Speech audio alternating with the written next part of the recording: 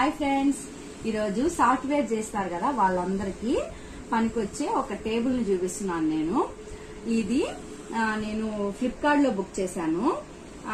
ఈ table work from home చేస్తారు కదా వాళ్ళందరికీ ఉపయోగపడుతుంది. ఇది చూడండి, ఇది ఎలా ఉంటుందో మీకు క్లారిటీగా చూపిస్తున్నాను.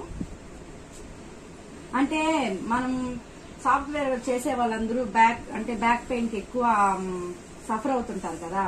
చూడండి, ఇలా హైట్ గా ఉన్న దాని వల్ల వాళ్ళు వర్క్ చేసిన దానికి ఈజీగా ఉంటది.